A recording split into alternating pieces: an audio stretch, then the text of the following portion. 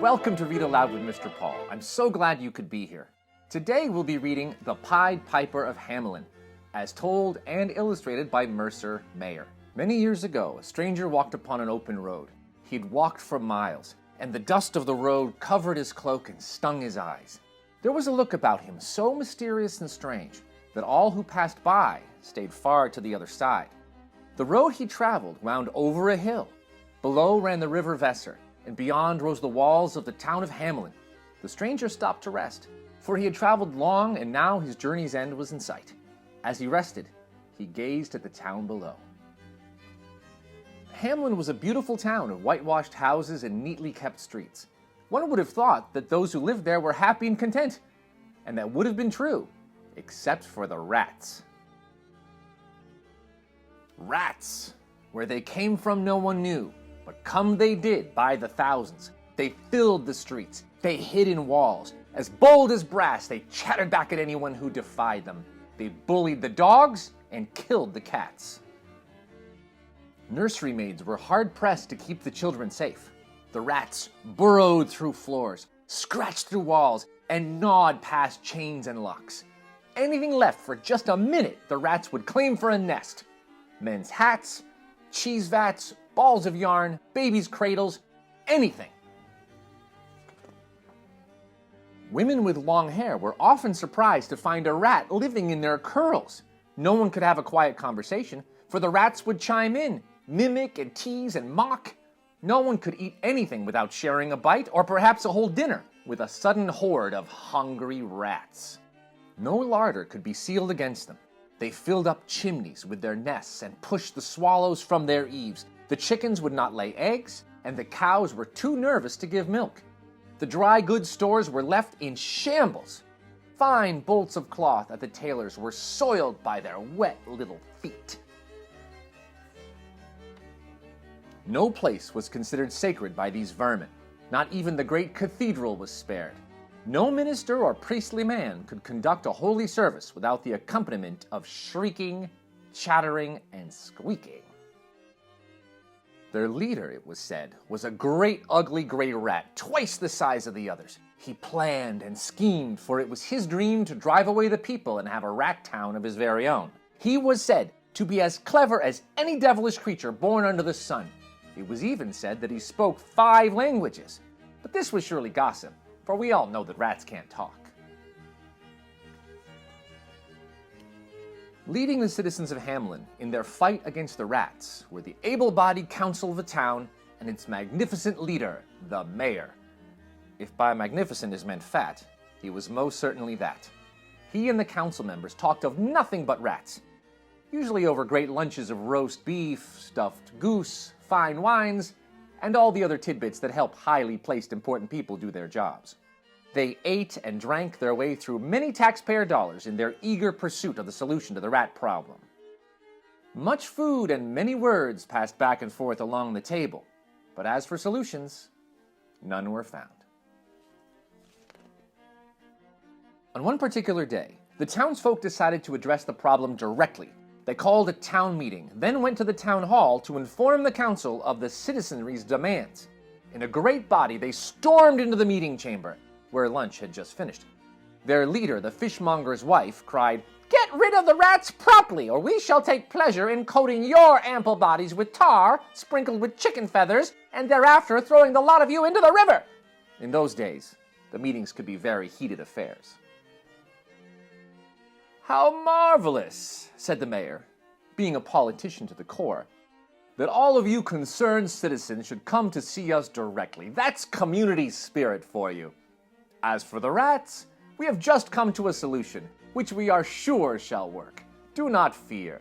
We shall most certainly clean them out of town, post haste."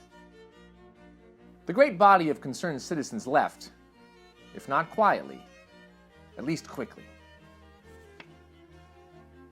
The mayor mopped his brow and composed himself. "It's time," he said, "if we value these delicious lunches and our jobs, and perhaps our very lives, it's time to do something about the rats. But oh, how I loathe the very thought of them." Suddenly, the town hall shook from its very foundations. "What was that?" said the mayor. The council members stood silent. The air grew dark, as though a hand had passed before the sun. The building trembled and heaved again, and the windows rattled and gave off a whistling sound. "It is a strange wind blowing through town," said one. With that came a loud knocking at the door. Each looked to the other, but no one spoke. The mayor finally called out, "Come in!" and puffed himself up to show his authority. The door swung open, and in came a man, very tall and thin, with blonde hair and tanned skin. From his shoulders hung a strange cloak as long as he was tall, all checked in red and yellow. A wide-brimmed hat shaded his eyes, like 2 pins the eyes were, and blue. He stood before the council table. "Excuse me, sirs," said he. "I see that your lovely town is plagued with vermin. For that very reason I have come to talk to you. You see, I have a way to draw after me all creatures that live beneath the sun. None can resist my spell." The council members cast sidelong glances at one another and scoffed.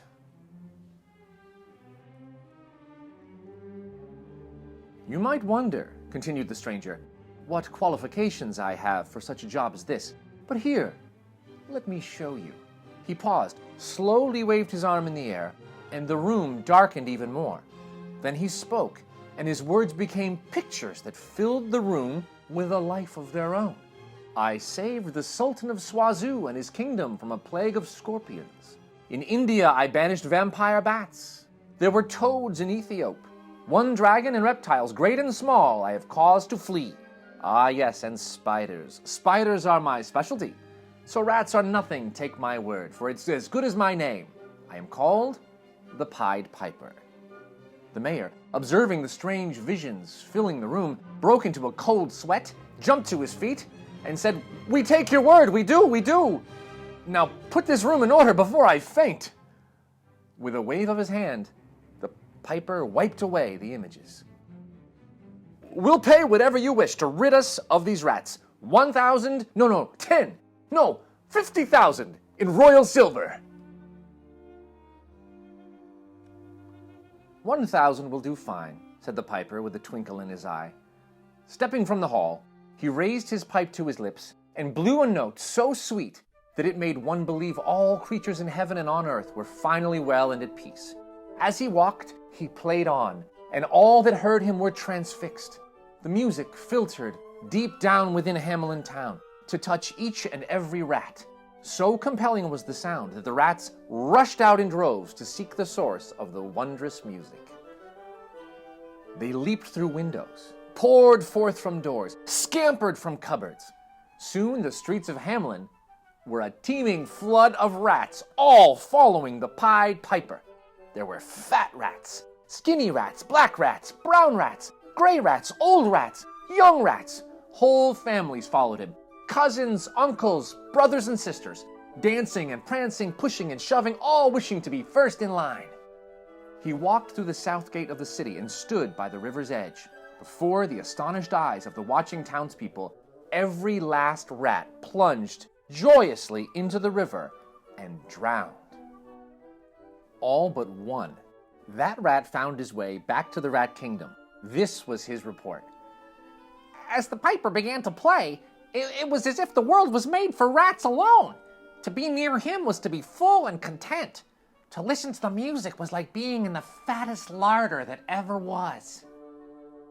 Needless to say, the king of the rats found the survivor quite daffy and sent him to the doctors to let them try and unravel his mixed-up ratty wits.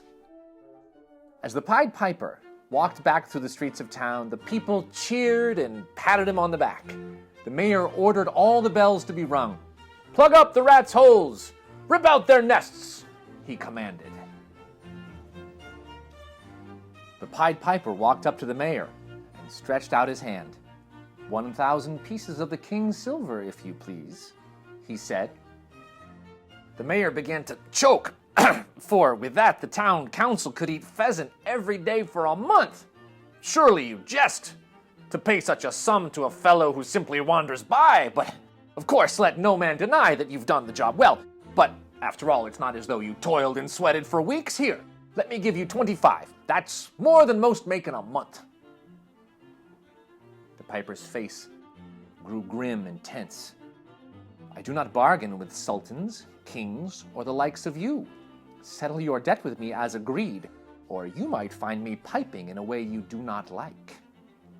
Don't threaten me, you vagabond, said the mayor. I could have you flogged and stuffed into prison for such insolence, but here, let's not quibble. Take 50 for your work.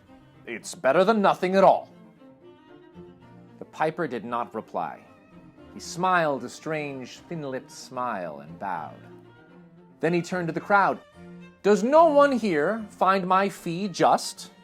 The crowd murmured among themselves, and then someone shouted, 1,000 pieces of the king's silver to play a silly tune! Go on!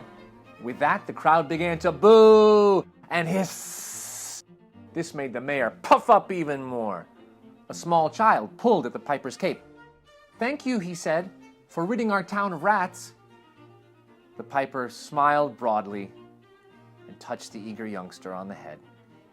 He turned again to the mayor. At first, I thought I might deliver to this town more trouble than it has ever seen. But that would be unfair to the innocents who live here.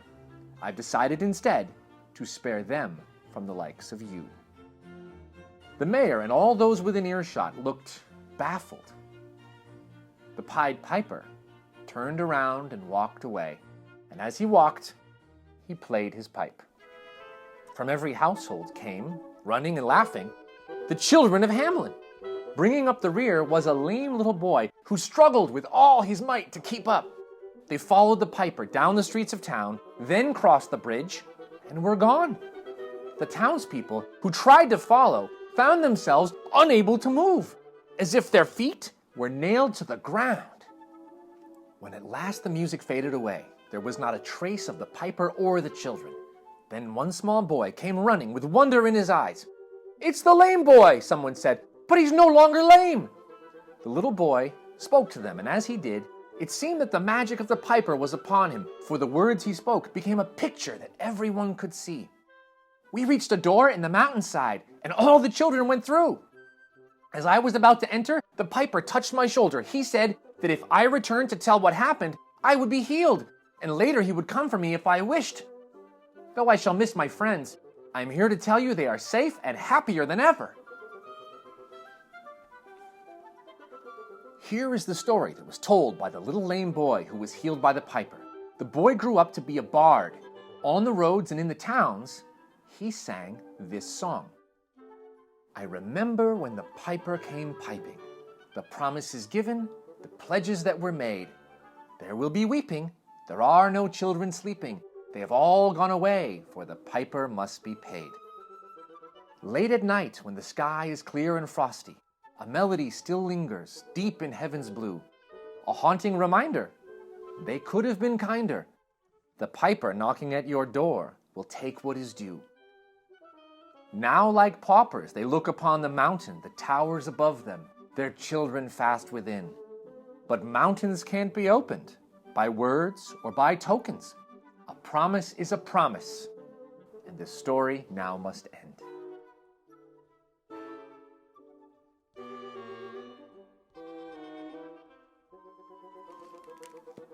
What do we notice about this story?